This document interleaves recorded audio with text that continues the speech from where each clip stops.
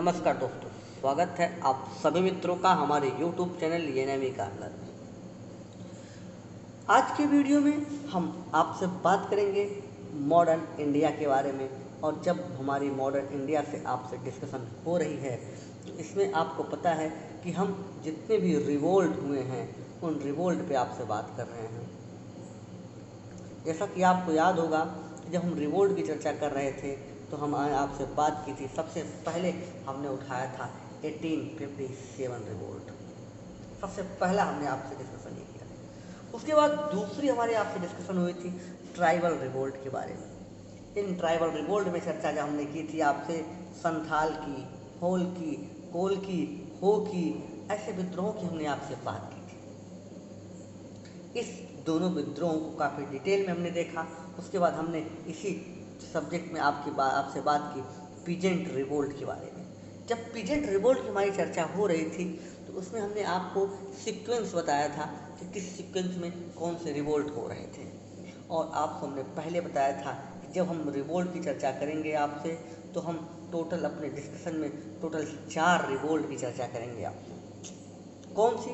पहला था 1857 का रिवोल्ट, दूसरा था ट्राइबल रिवोल्ट, तीसरा था पीजेंट रिवोल्ट और चौथा था नागरिक विद्रोह या फैक्ट्री रिवोल्ट।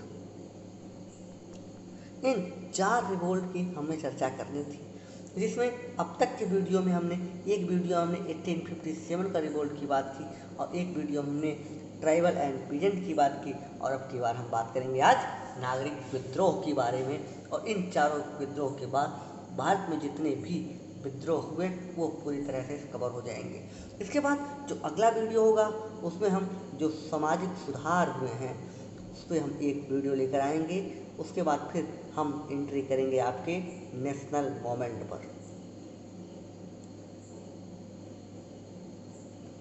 उसके बाद हम चलेंगे आपके नेशनल मोमेंट पर। ठीक है दोस्तों, तो इतनी बातें आज की वीडियो में हमें करनी है। तो आइए सबसे पहले हम चलते हैं अपने उसी टॉपिक पे जिसका हमने जिम्बा उठाया है और ठेका लिया है। तो हमने आपको जैसा बताया कि 1857 रिवोल्ट, ट्राइबल रिवोल्ट और पीजेंट रिवोल्ट हमने चर्चा कर ली है। और आज हमें जिस पे डिस्कस करना है वो है नागरिक विद्रोह के बारे में। सबसे पहले एक हैंडमेड एक इमेज देखिए आपके सामने रखी हुई है। ये चीज़ आपको ये बता रहा है कि नागरिक विद्रोह कहाँ कहाँ हुए हैं। इसे आपको थोड़ा सा इस वर्जन में आप देखें तो ये आपको एक इमेज दिख रही होगी जिसमें आपको एक विद्रोह हो रहा है, चुआर का विद्रोह। आप देखेंगे चुआर के विद्रोह का क्षेत्र ये है, चुआर का विद्रोह हो रहा है। और दूसरा विद्रोह हो रहा है सन्यासी विद्रोह। सन्यासी विद्रोह का आपको इमेज हम दिखाएं तो आप इससे वाइट येलो वाले से देखिए, ये है सन्यासी विद्रोह का क्षेत्र। सन्यासी विद्रोह जो आपसे हम चर्चा करेंगे तो उसके बारे में हम डिटेल में आपसे बात करेंगे। ये हो रहा है सन्यासी विद्रोह। सन्यासी विद्रोह का समय है 1763 से लेकर 1800 के बीच में, ये बंगाल में हो रहा है। उसके बाद हम आपसे बात करेंगे पोलीगार विद्रोह की, जो आपके तमिलनाडु में हो रहा है, पोलीगार। और अगला नागरिक विद्रोह अगर हम बात करेंगे तो है बेलूथम्पी। बेलूथम्पी जो है ये आपके केरल राज्य में पड़ता है और वहाँ पे एक विद्रोह हुआ था, बेलूथम्पी। और इसके बाद हम आपसे अगले जो रिवोल्ट की हमारी चर्चा होगी उस रिवोल्ट की हम नाम है रामोसी, वो है महाराष्ट्र में। और उसके बाद हम बात करेंगे आपसे रामोसी विद्रोह पर। इस विद्रोह पे चर्चा होगी। तो हमारे आज का डिस्कशन जो हुआ इन्हीं विद्रोह के आसपास होगा। तो आइए शुरू करते हैं। सबसे पहले आपको एक बेसिक इन्फॉर्मेशन, चुआर का जो विद्रोह है आपको जानना होगा कि 1766 से लेकर 67 के बीच में हो रहा है। और वो जो क्षेत्र है हमने आपको मैप में दिखाया, कौन सा है? बिहार और बंगाल का क्षेत्र है। आपको हमने दिखाया और कौन सा क्षेत्र है चुआर के लिए? बिहार और बंगाल का क्षेत्र है। बंगाल उस समय का बंगाल, उसमें बिहार और उसमें आपका वेस्ट बंगाल और उसमें उड़ीसा शामिल है। और उसके बाद फिर सन्यासी विद्रोह हो रहा है, उसका भी क्षेत्र बंगाल का ही हिस्सा है। उसके बाद हमने आपसे बात की थी पुलिगर विद्रोह की। पुलिगर विद्रोह ये हो रहा है, इसका टाइम पीरियड है 1790। 1790 में हो रहा है। कहाँ पे हो रहा है? आज का तमिलनाडु वाला क्षेत्र है। उसके बाद हम आपसे बात करेंगे रामोसी विद्रोह की और या बेलुथम्पी विद्रोह की। तो रामोसी विद्रोह हो रहा है महाराष्ट्र में, और जो बेलुथम्पी विद्रोह हो रहा है ये आपके केरल में हो रहा है। जो बेलुथम्पी विद्रोह है इसका टाइम पीरियड है 1805 और जो रामोसी है 1822।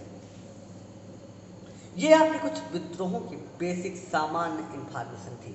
अगर आपने इतनी बातें आपको पता हो कि टॉपिक में हमें इन टॉपिकों पे बात करनी है आज, तो आइए जब हम रिवोल्ट की जब नागरिक विद्रोह की बात करेंगे तो उसमें किन किन बिंदुओं पर हमारी चर्चा होगी उसकी हम आपसे बात कर लें।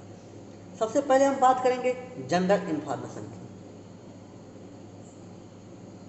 जनरल इंफॉर्मेशन की ये पहली विशेषता होगी। दूसरी हम बात करेंगे कि कौन से फैक्टर थे जिनकी वजह से ये रिवोल्ट हुआ,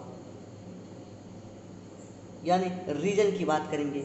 और तीसरी हम बात करेंगे आपसे इनका नेचर क्या था, इनका नेचर कैसा था। और उसके बाद चौथे बिंदु पे हमारी चर्चा होगी कि कुछ प्रमुख रिवोल्ट कौन कौन से हैं जो हुए हैं, खास करके नागरिकों के द्वारा किए गए हैं। इन 4 बिंदुओं पर चर्चा करेंगे, जिसमें हमने आपसे अब तक बात की केवल जनरल इन्फो के बारे में कि जनरल इन्फॉर्मेशन आपको दी। आपको बता दें दोस्तों कि ये वीडियो आप जो देख रहे हैं ये मॉडर्न इंडिया आपको बताया जा रहा है, और ये आप देख रहे हैं हमारे यूट्यूब चैनल एनएमई कॉर्नर पर। और ये जो एनएमई कॉर्नर चैनल है आपको फ्री क्रैश कोर्स उपलब्ध करा रहा है, इसके माध्यम से आप जुड़े हुए हैं। तो आइए अब हम बात करेंगे इन एक एक रिवोल्ट के बारे में, इनके फैक्टर के बारे में, इनके नेचर के बारे में। ध्यान रहे कि ये वीडियो बहुत लंबा नहीं होगा, ये वीडियो लगभग 30 से 35 मिनट तक ही चलेगा। ठीक है दोस्तों, तो आइए हम शुरू करते हैं आपके विद्रोह के कारण को बात करके डिस्कशन करते हैं। जो विद्रोह का कारण रहा कि आप देखिए अंग्रेजों की जो नीतियाँ रहीं, उन नीतियों के कारण जो हस्तशिल्प थे, जो हाथ से बनाने वाले जो शिल्पी थे, उनका धीरे धीरे पतन हो गया। यानी हस्तशिल्पों का पतन, चाहे वो मनका बना रहे हों यानी मिट्टी के बर्तन बना रहे हों, या कपड़े पर जूट के पे कटाई बुनाई का काम कर रहे हों, या कोई अन्य कार्य, अंग्रेजों ने उनकी पूरी तरह से पतन कर दिया था। उसके बाद दूसरा महत्वपूर्ण फैक्टर होता है क्या? दूसरा फैक्टर होता है कि इस समय जो गरीबी है, पुअर्टी है, जो अनएम्प्लॉयमेंट है, जो बेरोजगारी है, ये बहुत तेज़ी से सरकार की नीतियों के कारण बहुत तेज़ी से बढ़ी थी, और जिसके कारण किसानों में रोष था, जिसके कारण जनजातियों में रोष था, जिसके कारण जो वहाँ के सामान्य नागरिक थे उनमें भी एक और रोष की भावना थी, एक आक्रोश भर गया था। तीसरे, जो किसान और जो नागरिक हैं ये एक दूसरे से जुड़े हुए हैं, इस वजह से जो किसानों के लिए भू राजस्व लेकर भू राजस्व की नीतियाँ लेकर आए, उससे भी कहीं ना कहीं हमारे भारत के नागरिक प्रभावित होते हैं, और एक मुख्य कारण यह भी था। इन 3 मुख्य कारणों की चर्चा के बाद जो एक सबसे महत्वपूर्ण कारक होता है, जो एक हमने कई बार आपसे चर्चा की कि वो धर्म से आकर जुड़ता है, आपके धर्म को प्रभावित करता है, वो कौन सा था? वो था, आपको बता दें कि अंग्रेजों ने जो सामाजिक सुधार किए थे, जो सामाजिक सुधार कर रहे थे, इस सामाजिक सुधार की वजह से, जैसे आपको हमने बताया कि सती प्रथा का अंत कर रहे हैं, बाल विवाह का अंत कर रहे हैं, ठगी का अंत किया उन्होंने, तो ये जितने भी उन्होंने रिफॉर्म किए ये हमारे धर्म से, हमारे संस्कृति से जुड़ता हुआ था। उस समय हम जो सती थी उसे हम अपने संस्कृति का भाग मानते थे, कल्चर का भाग मान रहे थे, और उसे जब उन्होंने अंत किया तो हम ये मान रहे थे कि अंग्रेजों ने हमारे धर्म पर प्रहार कर रहे हैं। तो इसकी वजह से भी समाज में बहुत बड़ा एक रोष था। उसके अलावा जो एक महत्वपूर्ण फैक्टर और है, जो ईसाई धर्म है, ईसाई धर्म के प्रसार का जिम्मा अंग्रेजों ने लिया था, और जिसकी वजह से भारत में मशीनें जो मिशनरी थे उनको इन्होंने ले आया और मिशनरियों के प्रचार प्रसार को बढ़ावा दिया। और जिसकी वजह से जो मिशनरी हैं, ये मिशनरी क्या कर रहे हैं इस समय? मिशनरी कर रहे हैं जबरन धर्म परिवर्तन, और जो जबरन धर्म परिवर्तन कर रहे हैं इसकी वजह से जो आम जन नागरिक हैं उनके अंदर रोष की भावना बढ़ती चली जा रही थी। और यही कारण है कि आपको देखिए, आपको मिलेगा कि आपके सामने जो ये चुआर विद्रोह हैं, सन्यासी विद्रोह हैं, पोलिगर हैं, बेलुथप्पी हैं, रामोसी जैसे नागरिक विद्रोह होंगे।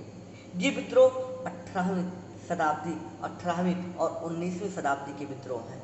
20वीं शताब्दी के विद्रोह इससे अलग होंगे और इस 20वीं शताब्दी में जो विद्रोह होंगे वो नेशनल मूवमेंट के साथ होंगे। उसमें महात्मा गांधी लीड करेंगे, चाहे नागरिक विद्रोह हो, चाहे आप देखेंगे किसान विद्रोह हो। अब इसके बाद अगर आपसे हम बात करेंगे तो हमारे आपसे चर्चा हो चुकी है कि इस विद्रोह का कारण क्या था। कारण के बाद हम बात करेंगे अब आपसे इस विद्रोह के स्वरूप के बारे में कि इस विद्रोह का स्वरूप क्या था, नेचर क्या था इस विद्रोह का। तो इस विद्रोह के नेचर के बारे में हम आपसे बात करेंगे। देखिए, जितने भी यहाँ पर विद्रोह आपको दिखाई दे, जितने भी विद्रोहों की हमने चर्चा की, ये सभी विद्रोह पहला इनका जो फीचर होगा ये स्थानीय होंगे, लोकल होंगे। ये अपने एक क्षेत्र तक सीमित होंगे, ये कभी भी एक बड़े स्तर पर नहीं फैल पाएंगे, केवल एक स्थानीय स्तर पर ही इनका प्रभाव रहेगा। दूसरी चीज, इनमें जो लीडरशिप का है, जो नेतृत्व का अभाव इसमें भी बना रहेगा कि नेतृत्वकर्ता एक ही पीढ़ी, एक ही समय वाले होंगे, जो आगे वाली लीड करती है वही केवल नेतृत्व कर रहे होंगे। उसके बाद आपको भी एक फैक्टर और बताया हमने कि जो 20वीं सदी के विद्रोह होंगे उससे ये विद्रोह अलग होंगे। क्यों? क्योंकि वहाँ पर 20वीं सदी में संगठनात्मक ऑर्गेनाइजेशन बन जाएंगे, लेकिन अभी जो संगठन है इस संगठन का अभाव है इसमें।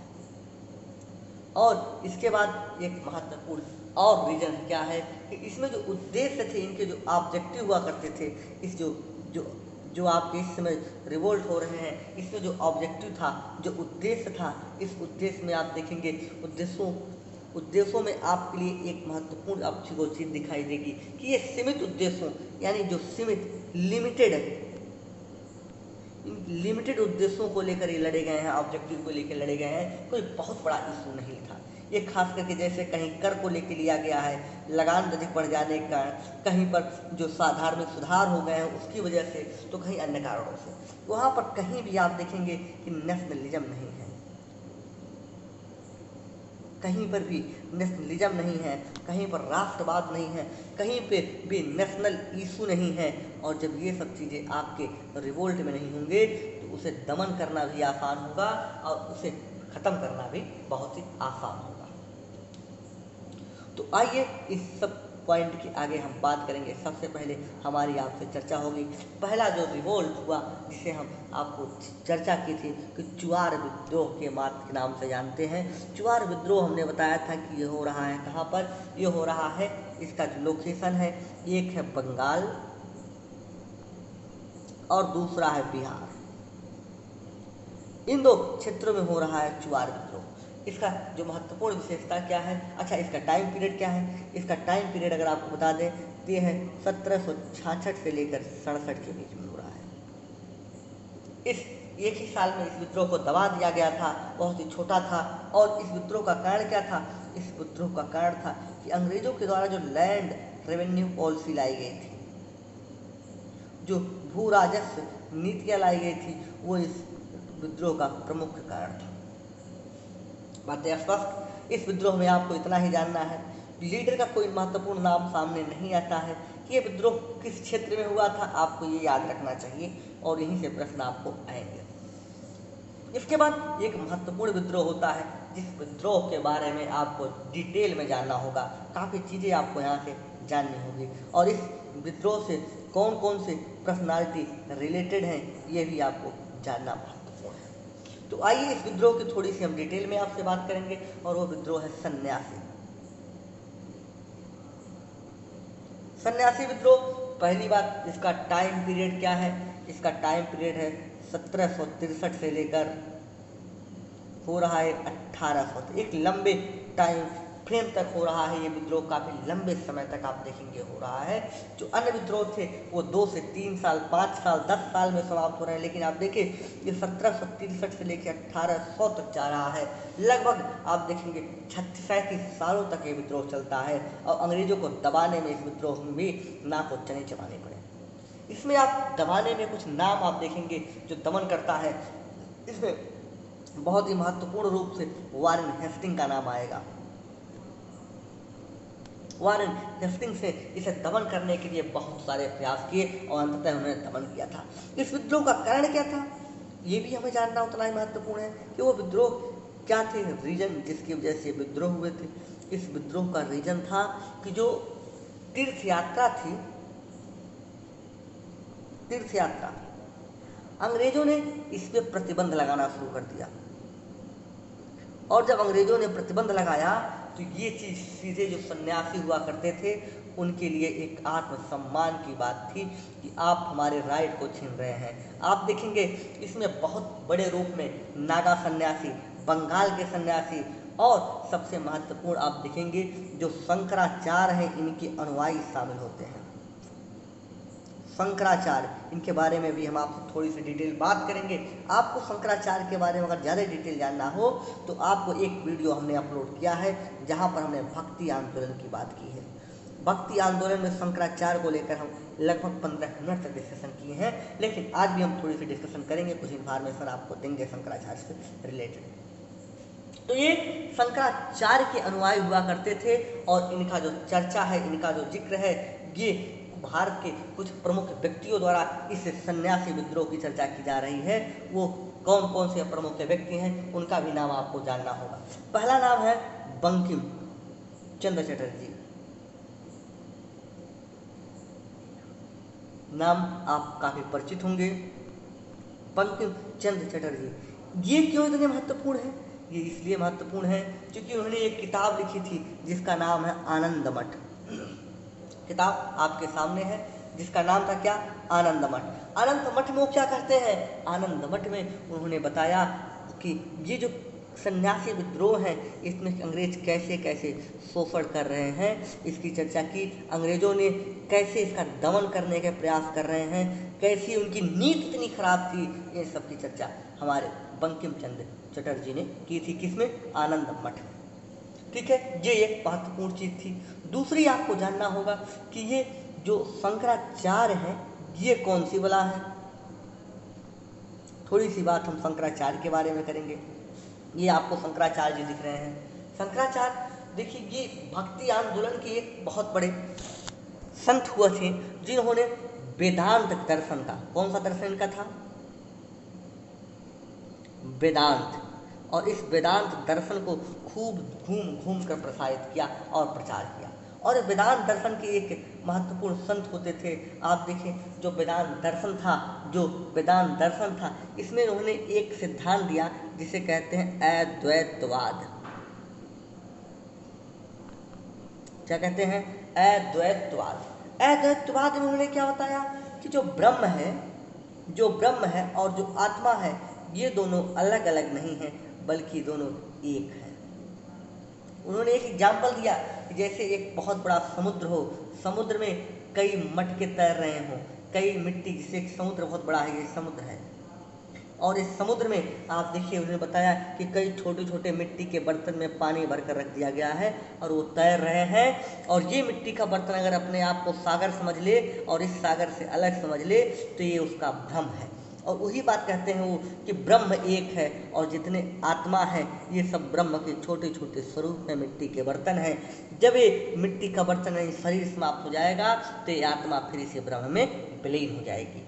ये ऐसा कह रहे हैं कौन, ऐसा सिद्धांत देने वाले हैं हमारे शंकराचार्य। और यही शंकराचार्य के अनुयायी थे, ऐसी ही विचारधारा के फॉलोअर थे जो सन्यासी विद्रोह में भाग ले रहे थे बड़े पैमाने पर। अब थोड़ी सी अगर और हम बात करें शंकराचार्य के बारे में, तो शंकराचार्य के बारे में आप देखेंगे इनका जो जन्म हुआ था ये हुआ था केरल में। केरल के नंबूदरी ब्राह्मण थे।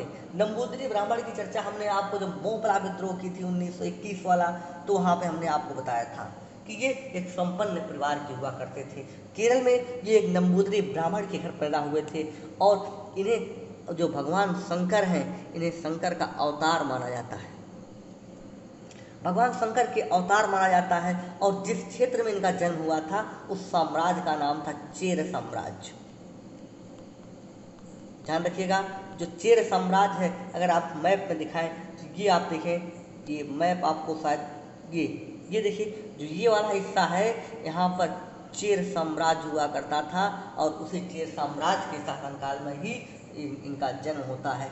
आदि शंकराचार्य के नाम से भी इन्हें जाना जाता है। इनका एक महत्वपूर्ण नाम और है, इन्हें जाना जाता है प्रच्छन्न बुद्धा के नाम से। क्या नाम है? प्रच्छन्न बुद्धा। ये नाम क्यों देते हैं, यानी प्रच्छन्न बुद्ध के नाम से क्यों जाना जाता है? ये नाम उनको इसलिए दिया जाता है कि इन्होंने अपना जो इनका दर्शन था, इनके जो सिद्धांत हुए, उस सिद्धांत में जो भगवान बुद्ध के सिद्धांत थे, उन सिद्धांत को इन्होंने खूब कॉपी किया और उस सिद्धांत को मसाला लगाकर उन्होंने बताया कि वेदांत का सिद्धांत है, ये आपका नहीं है।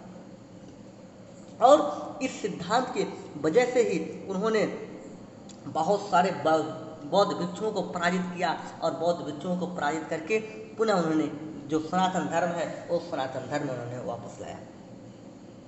और इतना ही नहीं, उन्होंने एक काम और किया, वो वास्तव में अगर देखें तो इनकी जो फिलोसफी है, जो इनका दर्शन है, ये नास्तिक है, ये ईश्वर की सत्ता में विश्वास नहीं करते। लेकिन फिर भी एक इनके जीवन में एक बड़ा ही द्वंद्व सा एक उत्पन्न होता है। इन्होंने फिर भी चारों धामों की स्थापना की है। चार धामों की स्थापना इन्होंने कहाँ कहाँ की है, ये देखिए, इन्होंने चार धाम, भारत में चार धामों की स्थापना की है। इन्होंने जो उत्तर में है, एक उत्तर में स्थापित की है, एक दक्षिण में स्थापित की है, एक पश्चिम में स्थापित की है और एक पूरब में। इन चारों का नाम आपको हम बताते हैं और याद रहना चाहिए। उत्तर में इन्होंने स्थापित की है बद्रीनाथ। उत्तर में इन्होंने बद्रीनाथ धाम की स्थापना की है, जो कहाँ पर है, आपके उत्तराखंड में अवस्थित है। ओके। और दक्षिण में इन्होंने स्थापित की है श्रृंगेरी पीठ।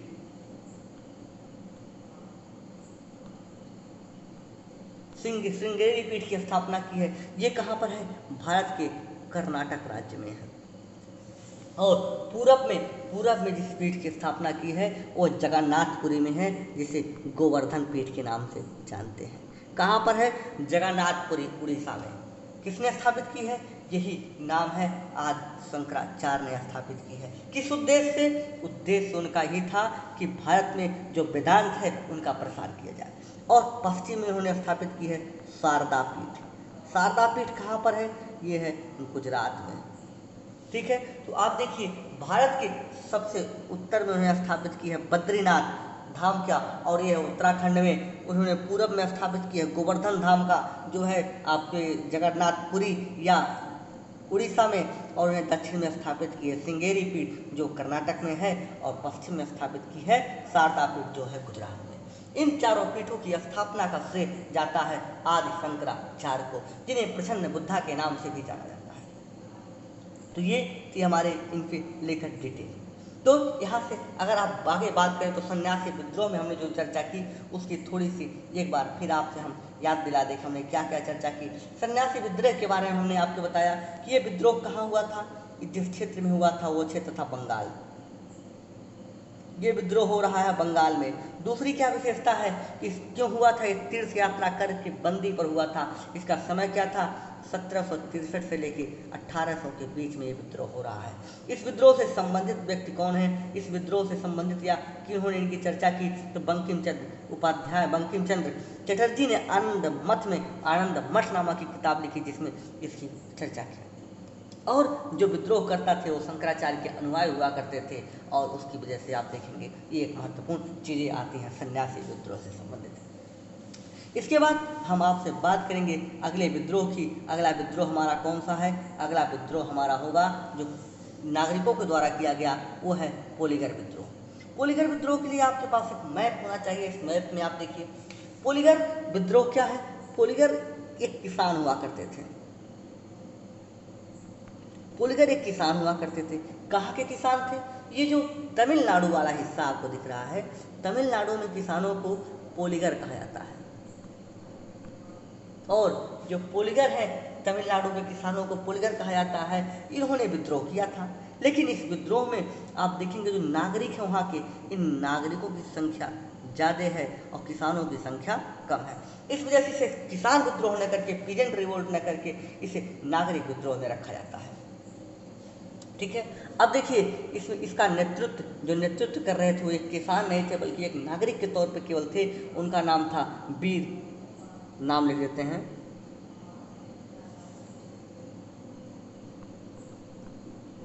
ये वीरकट वामन। इनका नाम था क्या? वीरकट वामन नाम मिलता है। और ये नेतृत्व कर रहे थे इस विद्रोह का, जिसे पोलगर के नाम से जानते हैं। और शुरू क्या हुआ था? ये शुरू हुआ था जो ऊंची लगान, जो लगान की दरें थी ये बहुत अधिक थी, इस वजह से इस विद्रोह को स्टार्ट किया गया था। ठीक है मित्रों, तो ये थी, हमने आपसे कब तक कौन कितने विद्रोह की बात की? हमने आपसे बात की चुआर विद्रोह की, हमने बात की सन्यासी विद्रोह की, हमने बात की आपसे पोलगर विद्रोह की। ये जो आपका भारत का पूर्वी तट है, इन तीनों तट पर जो महत्वपूर्ण विद्रोह थे इनकी हमने बात आपसे करी। अब देखिए हम बात करेंगे आपसे कुछ महत्वपूर्ण विद्रोह की जो इस वाले हिस्से में है या मध्य भारत में है। देखिए सबसे पहले हम बात करेंगे आपसे रामोसी विद्रोह की। रामोसी विद्रोह कहाँ हो रहा है? ये हो रहा है महाराष्ट्र के क्षेत्र में रामोसी विद्रोह, और इसका समय है 1822। पोलगर का समय नहीं बताया, तो पोलगर का समय आप देख लें, ये हो रहा है 1790 में। पोलगर जो यहाँ पे हो रहा है वो 1790 का टाइम पीरियड है। रामोसी 1822 में हो रहा है। इसका नेतृत्व संभाल रहे थे, नेतृत्व करता थे चित्तूर सिंह ने इसका नेतृत्व संभाला था, और इसे अंत तक युद्ध हुआ था। लेकिन जब देखेंगे ये विद्रोह एक ही साल के अंतर्गत दबा दिया जाता है अंग्रेजों के द्वारा बहुत तीव्रता से। तो रामोसी विद्रोह की आपने बात की। रामोसी के बाद आप देखेंगे कर्नाटक के क्षेत्र, जो कर्नाटक वाला क्षेत्र है, यहाँ पे एक विद्रोह होता है कित्तूर नाम का। कित्तूर नाम का एक विद्रोह होता है, और इस विद्रोह को करने वाले थे, ये विद्रोह कर्नाटक के किस क्षेत्र में होता है? ये होता है रैयप्पा क्षेत्र, एक है वहाँ पर कर्नाटक के पास, वहाँ पर ये विद्रोह होता है। और इस विद्रोह को करने वाले थे चेन्नम्मा। इस विद्रोह के लीडर थे चेन्नम्मा। इन्होंने विद्रोह किया था, समय था 1824 का। 1822 में रामोसी होता है। 1822 के बाद 1824 में कित्तूर होता है। कित्तूर के लीडर हैं कौन? चेन्नम्मा। ठीक है, इसके बाद आप देखेंगे एक विद्रोह और यहीं पर होता है महाराष्ट्र के आसपास, इस क्षेत्र में हो रहा है। इसका नाम था सतारा। ये सतारा जो क्षेत्र है वहाँ पर के जो नागरिक है, नागरिकों ने विद्रोह किया था। और इस विद्रोह को आप देखेंगे जो टाइम पीरियड है 1839 से लेकर 41 के बीच में ये विद्रोह चल रहा था। और इस विद्रोह का नेतृत्व कर रहे थे नरसिंह दत्तात्रेय। नरसिंह दत्तात्रेय ने इस विद्रोह का नेतृत्व किया था। और इस विद्रोह की विशेषता क्या थी, ये क्यों हुआ था? ये भी जो लगान थी, लगान की दर बहुत ही ऊंची थी, इस वजह से ये विद्रोह हुआ था सतारा के क्षेत्र में, महाराष्ट्र में। और इसके बाद एक महत्वपूर्ण विद्रोह और होता है, जो होता है केरल में। केरल में कौन सा विद्रोह हो रहा है? हमने चर्चा में आपको बताया था, इस विद्रोह का नाम है बेलूपट्टी, बेलूथम्पी। बेलूथम्पी जो विद्रोह था, इस विद्रोह के लीडर के नाम पर ही इस विद्रोह का नाम बेलूथम्पी पड़ा था। और इसके लीडर थे जो, उनका नाम था दीवान बेलूथम्पी। एक दीवान हुआ करते थे, इन दीवान का नाम था बेलूथम्पी। इन्होंने इसको विद्रोह किया था। आपको बता दें यहाँ पर छोटी सी कहानी है कि जब विद्रोह बेलूथम्पी ने किया तो अंग्रेजों ने बेलूथम्पी को पकड़ा और फांसी पर लटका दिया। और फांसी पर लटकाने के बाद लोगों में दहशत बनाने के लिए इनकी लाश को, इनकी डेड बॉडी को 20 दिन तक लगातार उसी पेड़ से लटकते हुए छोड़ दिया, कि जिससे लोगों में, यहाँ के लोगों में दहशत बन जाए, डर बन जाए, और लोग फिर दोबारा विद्रोह ना करें। तो ये थी, आप देखिए एक कहानी, ये थी एक रियल इवेंट जिसकी वजह से अंग्रेज किस तरह की नीति अपना रहे थे। ऐसा आप देखेंगे भले ही मध्यकालीन इतिहास में हुआ हो, लेकिन ऐसा कभी नहीं हुआ कि किसी की डेड बॉडी को 20 दिन तक पेड़ से लटका कर छोड़ दिया जाए। लोगों में उद्देश्य क्या था? केवल डर बनाए रखना। ये विद्रोह हो कब रहा है? बेलूथम्पी, ये जो बेलूथम्पी था, ये विद्रोह हो रहा है 1805 में। क्षेत्र कौन सा है? केरल। ठीक है दोस्तों, तो इतनी जितनी बात थी आज इतनी ही बात करेंगे। आइए हम इसकी सारी की पीपीटी देख लेते हैं। और ये आप लोगों से रिक्वेस्ट है कि जितनी हमने विद्रोह बताया है, इन विद्रोहों का आप एक बार अपने ओर से सीक्वेंस जरूर बना लेंगे। हमने जनजातीय विद्रोह का आपका सीक्वेंस बना कर दिया था, किसान विद्रोह का सीक्वेंस बना कर दिया था, और जो आपका नागरिक विद्रोह है इसके लिए हमारी आपसे रिक्वेस्ट है कि इसे आप खुद सीक्वेंस बनाएंगे। आइए अब जितनी विद्रोह हैं उनकी हम आपको एक बार पीपीटी दिखा देते हैं। पीपीटी में हम आपको दिखाने के बाद इस वीडियो के अंतिम फेज में होंगे, ठीक है। तो आइए चलते हैं पीपीटी की तरफ रुख करते हैं। देखिए विद्रोह का कारण जो हमने नागरिक विद्रोह हुए हैं, विद्रोह के कारण तो हमने आपसे बताया था। विद्रोह के कारण में हमने बताया कि कौन कौन से कारण हैं। हमने आपसे चर्चा की कि हस्तशिल्पों का पतन एक कारण था, दूसरा गरीबी बेरोजगारी से सरकार के खिलाफ नागरिकों का आक्रोश, तीसरा थी भू राजस्व व्यवस्था जो 3 तरह की उन्होंने लाई थी, रैयतवाड़ी, महालवाड़ी और अस्थायी बंदोबस्त। सबसे पहले अस्थायी बंदोबस्त आई थी। समाज सुधार, सामाजिक सुधार जो अंग्रेजों ने किया था जिसकी हमने डिटेल में बात की, और ईसाइयों मिशनरियों के द्वारा जबरन धर्मांतरण, ये था इस विद्रोह के कारणों में से एक। उसके बाद इस विद्रोह के स्वरूप की हमने बात की थी। स्वरूप कैसा था? स्वरूप में हमने आपको बताया था कि ये स्थानीय था, लोकल क्षेत्र में फैलने वाला विद्रोह था। उसके बाद अगली बात हमारी आपसे होती यहीं पर कि ये नेतृत्व का यहाँ पर बहुत ही अभाव था, कोई महत्वपूर्ण नेतृत्वकर्ता नहीं आ रहे हैं, ये भीड़ का विद्रोह हुआ करता था। उसके बाद ये 20वीं शताब्दी के विद्रोह से बहुत ही अलग है। क्यों? क्योंकि 20वीं शताब्दी में नेतृत्व मिलेगा, संगठन मिलेगा, और यहाँ पर ये चीज़ें नहीं हैं 18वीं और 19वीं शताब्दी के विद्रोह में। आप दूसरी चीज़ देखिए कि सीमित उद्देश्यों के साथ ये विद्रोह हो रहे हैं। किसी को लगान की छूट चाहिए थी, किसी को अपने धर्म के लिए जो सुधार थे उस सुधारों को रोकना था। तो बड़ा ही लिमिटेड जो उद्देश्य थे, ऑब्जेक्टिव थे। ऐसे विद्रोह में कुछ एग्जाम्पल आपको हम बताया कि चुआर का विद्रोह ये हो रहा है बंगाल और बिहार के क्षेत्र में, और विद्रोह के समय इस समय अकाल पड़ रहा था। आप देखेंगे ये अकाल का समय है, लेकिन इस अकाल के बावजूद देखेंगे लोग भू राजस्व के विरुद्ध एक विद्रोह करते हैं, और वो समय था 1766 से लेकर 1767 के बीच में। दूसरा विद्रोह हमने बात किया आपसे डिटेल में सन्यासी विद्रोह के बारे में, काफ़ी डिटेल, और यही आपके देखेंगे जो नागरिक विद्रोह है इसमें सबसे महत्वपूर्ण विद्रोह था। इसे आप कंठस्थ कर लें, जितनी चीज़ें हमने यहाँ पे दी हैं, इससे बाहर प्रश्न आने के चांसेस बहुत कम है, लेकिन जितना दिया गया है वो तक तैयार करना आपके लिए जरूरी है। सन्यासी विद्रोह का समय है 1763 से लेकर 1800 के बीच में। हो कहाँ रहा है? ये बंगाल में हो रहा है। किस लिए? तीर्थ यात्रा कर पर प्रतिबंध, तीर्थ यात्रा पर प्रतिबंध लगाने की वजह से सन्यासियों ने बहुत तेजी से विद्रोह किया, जिसका दमन वारेन हेस्टिंग ने किया था, और इसकी चर्चा बहुत ही दर्दनाक चर्चा लिखते हैं बंकिम चंद्र चटर्जी ने आनंद मठ अपनी किताब में। और ये जो विद्रोह कर रहे थे शंकराचार्य के अनुयायी थे। शंकराचार्य के बारे में हमने थोड़ी सी यहाँ पर डिटेलिंग की थी आपसे कि अद्वैतवाद की ये समर्थक थे या सिद्धांत इन्होंने दिया था। एक महान दार्शनिक थे, ये शंकर के अवतार माने जा रहे थे। इनका जन्म केरल में हुआ था और वहाँ पर चेर साम्राज्य का स्थान है, और दूसरी बात इन्हें प्रच्छन्न बुद्धा के नाम से जाना जाता है। इन्होंने 4 धामों की स्थापना की। वो 4 धाम हमने यहाँ पर दिखाए हैं। कौन से? उत्तर में बद्रीनाथ, पूरब में जगन्नाथपुरी गोवर्धन पीठ जिसे जानते हैं, दक्षिण में श्रृंगेरी पीठ जिसे शंकराचार्य के नाम से जानते हैं, और आप देखिए जो पश्चिम में है द्वारका पीठ या इसे शारदा पीठ के नाम से जानते हैं। आपको अगर इसकी स्क्रीनशॉट लेनी है तो आप इसका स्क्रीनशॉट ले सकते हैं, ठीक है। आइए इससे आगे चलते हैं। इसके बाद हमने आपसे बात की थी क्या? इसके बाद हमारी आपसे चर्चा हुई थी पुलिगर विद्रोह के बारे में। पुलिगर विद्रोह को हमने बताया था कि तमिलनाडु में हो रहा है। यहाँ के किसानों को पुलिगर कहा जाता है। इस विद्रोह में मुख्य रूप से किसानों ने भाग शुरू तो किया, लेकिन गैर किसान लोग इसमें अधिक शामिल हुए, अतः यह नागरिक विद्रोह के रूप में जाना जाता है। इसका नेतृत्व वीर कटवावन ने किया था, और यह किस उद्देश्य से हुआ था? ऊंची लगान को कम करने के लिए हुआ था। इसके बाद आपको एक और विद्रोह मिल रहा है रामोसी। ये हो रहा है कहाँ? पश्चिमी घाट के क्षेत्र में, खास करके महाराष्ट्र वाले हिस्से में, और इसका नेतृत्व कर रहे थे चित्तौड़ सिंह। समय था 1822 में। पुलिगर हमने बताया था 1790 में हुआ रहा है, ठीक है।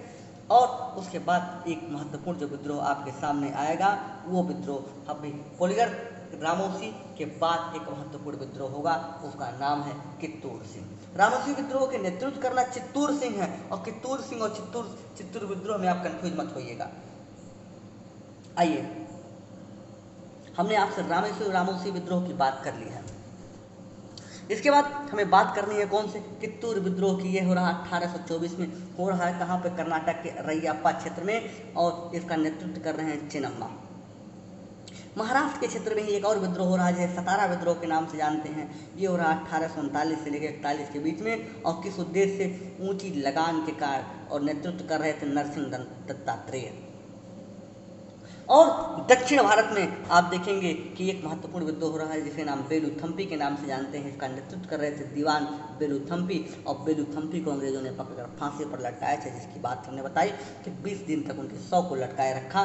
उसका उद्देश्य था कि लोगों में डर, लोगों में भयावता फैलाई जाए कि विद्रोह लोग ना करें। और ये था कहाँ पर? 1805 में हुआ था, केरल के त्रावणकोर क्षेत्र में। तो ये थी आज की पूरी पीपीटी। तो रुकेंगे हम आज अपने इस वीडियो में यहीं पर, मिलेंगे आपसे अगले वीडियो में। अभी तक अगर आपने हमारे यूट्यूब चैनल एएनवी कॉर्नर को सब्सक्राइब नहीं किया है तो प्लीज़ आइए विजिट कीजिए हमारे यूट्यूब चैनल पर, और एक बार वीडियो को देखिए और पूरा देखिए, और उसके बाद आप खुद बताएंगे कि वीडियो की जो क्वालिटी है, जो वीडियो में क्वांटिटी है, जो क्वालिटी है, दोनों ही बड़ी ही उच्च रखी गई है। उसके बाद आप खुद बेखुद इस वीडियो को सब्सक्राइब करेंगे, और लेकिन इसके बाद हमारी रिक्वेस्ट होगी कि इस वीडियो को आप अधिक से अधिक लोगों तक फैलाइए। ठीक है दोस्तों, तो प्लीज़ सब्सक्राइब कीजिए मेरे यूट्यूब चैनल एएनवी कॉर्नर को, और अधिक से अधिक लोगों तक फैलाइए। रुकेंगे आज अपने वीडियो में यहीं पर, मिलेंगे आपसे फिर कल सुबह इसी समय, ठीक यही टाइम, सुबह 9 बजे। 9 बजकर इस समय हो रहे हैं 38 मिनट हमारी घड़ी में। तो मिलेंगे आपसे हम कल पुनः, लेकिन आपको हम एक बार फिर प्रॉमिस करते हैं कि यूपी स्पेशल को लेकर हम जल्दी ही काम कर रहे हैं, और बहुत जल्दी ही हम उसका पूरा फुल क्रैश कोर्स लेकर आएंगे, जिसे हम शाम को 4 बजे या फिर दोपहर को 2 बजे लाइव लेकर आएंगे। ठीक है दोस्तों, तो रुकिए, दीजिए आगे अपने मित्र रमेश चंद्र को। मिलेंगे आपसे अगले वीडियो में, तब तक के लिए जय हिंद, जय भारत।